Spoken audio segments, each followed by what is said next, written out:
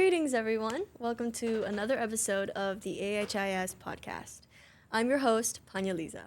And last episode, we talked about sports in general with Mr. Lowe, but today I want to focus on the relationship between a coach and their athletes. So I have with me one of our coaches at Asian Hope. Would you like to introduce yourself?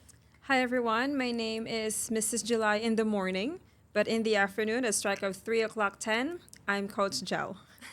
In the morning, you are Mrs. July, Yes. and that is what I know you Yep. as. So Mrs. July here is one of our English teachers. Yes. Yeah. Do you do anything else besides that? I'm actually a global perspectives teacher as well.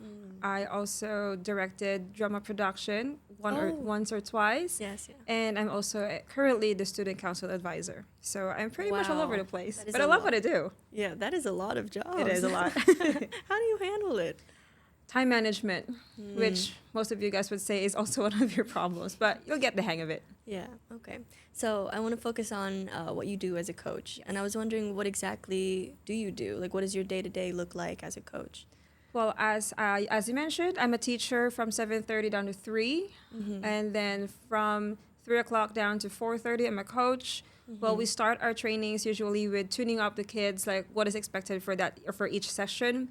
So we start with warm-ups, and then we either work on the skills that they need, but since matches are getting closer, we have a match in a couple of days. So we have been working on with offense, defense, and sometimes a little bit of both. Yeah. And then we go home around 5-ish. Yeah. I see. Yeah, since it sounds like you have so much on your plate, why did you choose to become a coach? Why did you take it on?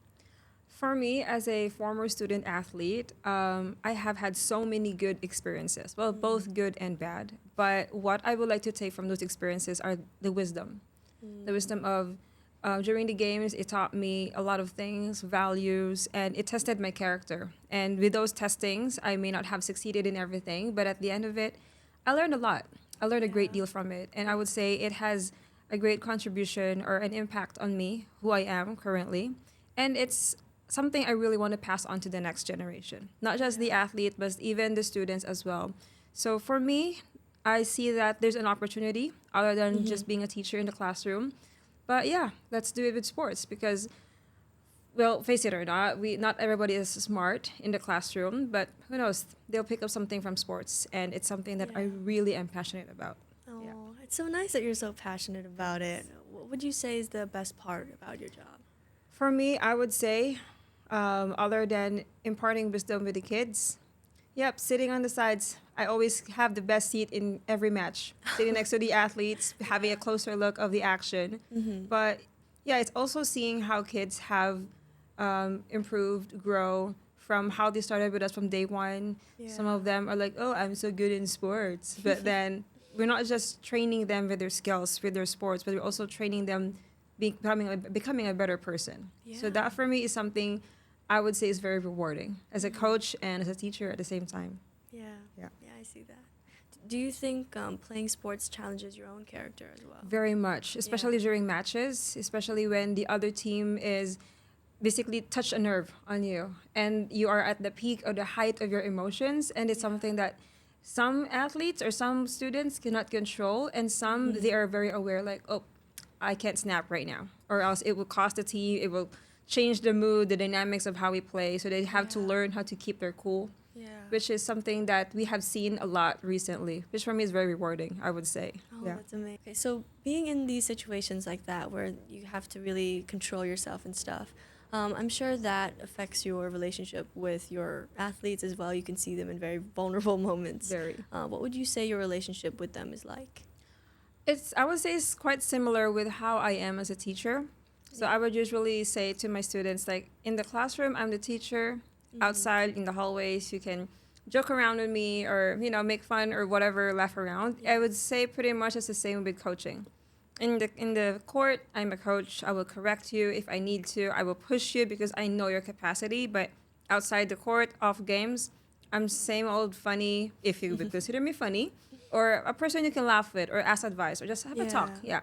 I'm pretty much open to that. It actually builds a more stronger relationship with your students that they can say, you're not just a teacher, you're not just a coach, you're also as vulnerable as they are. So you can relate with them. Yeah. So I really like that. You're like a friend to them. Yes. Yeah, that's great. That is fun. You've mentioned vaguely what it's like to be a coach, but I was wondering what are the sports that you coach exactly? Yes, I actually coach volleyball since the beginning. And then just recently, I coached the football girls juniors. Yeah. Oh, okay. And is it different coaching those two different sports? Very. Well, quite similar with skills that they need to hone, especially that both sports require a lot of leg work. Yeah. But for skills wise, since volleyball also requires upper body, it's quite different with how we train them.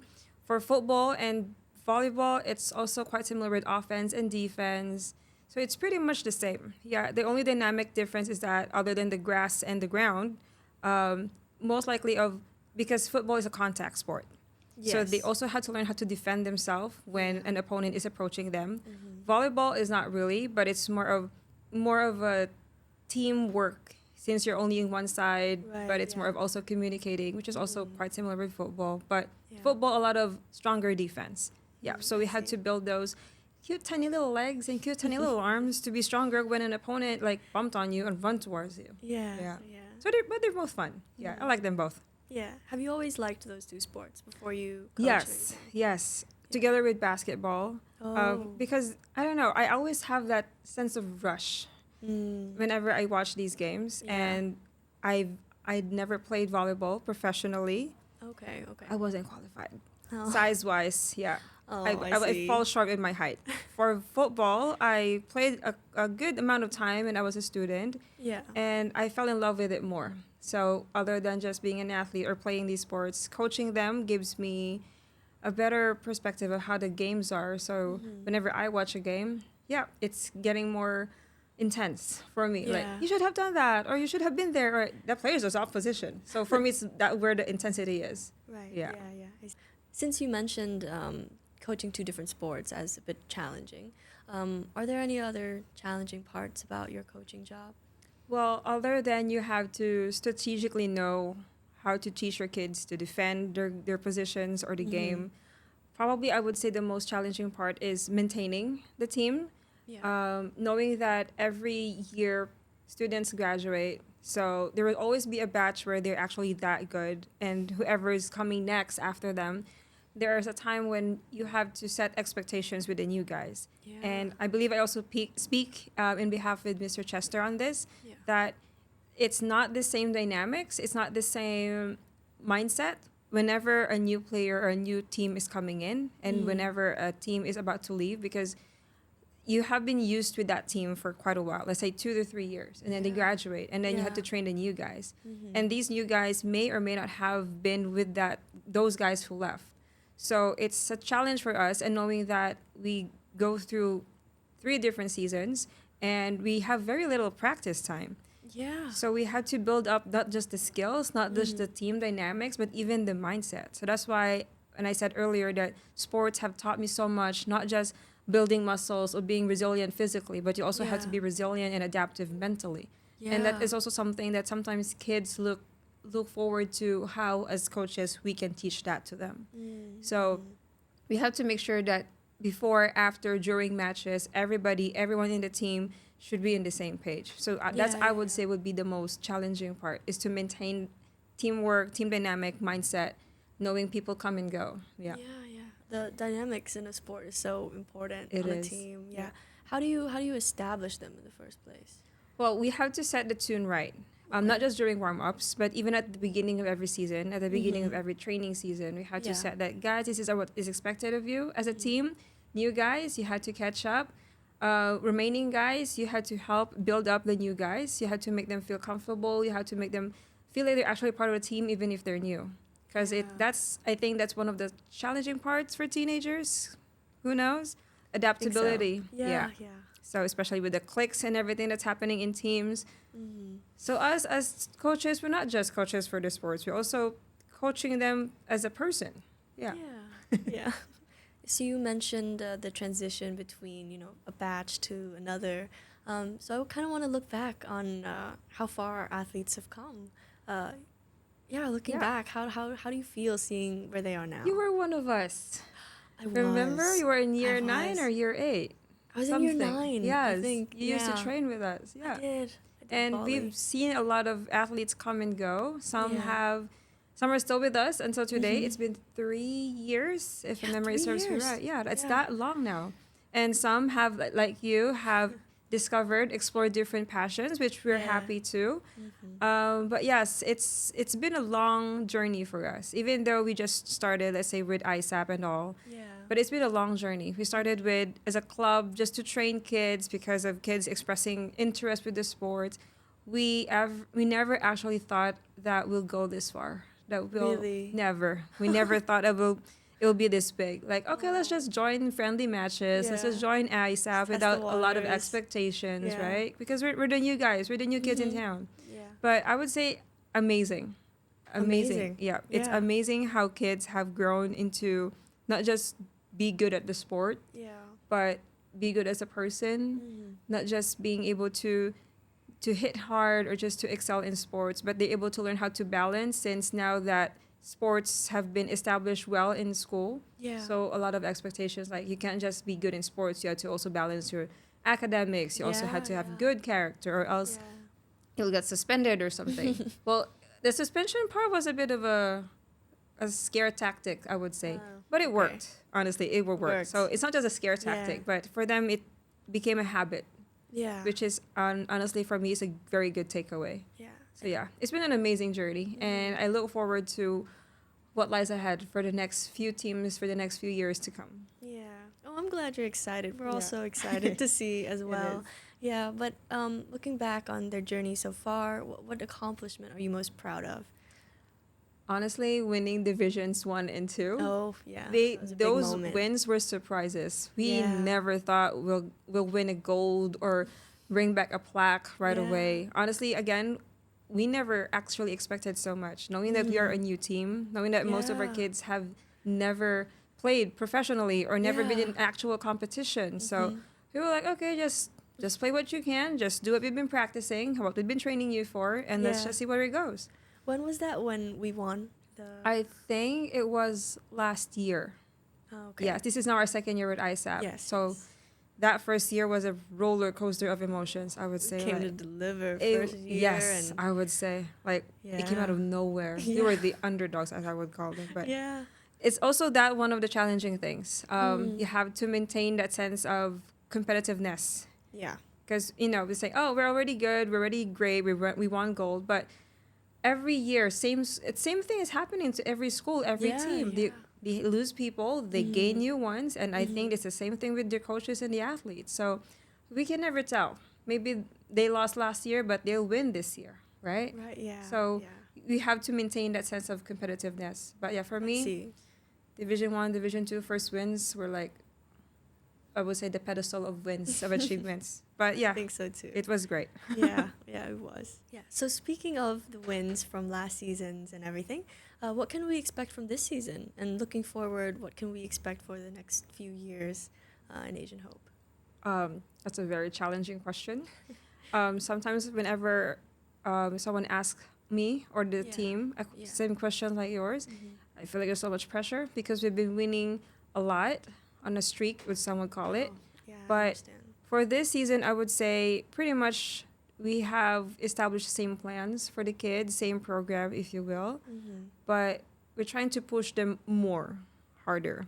I Not see. because we want to win. Obviously, that's like the takeaway of all these practices and competition anyway. Yeah. But because we know their capacity, Mhm. So for us, we have new players, especially for this season. We have new junior players, and they're Yeah. really young, like 6th and 7th graders at the back They're of their so young. heads. Very. Yeah.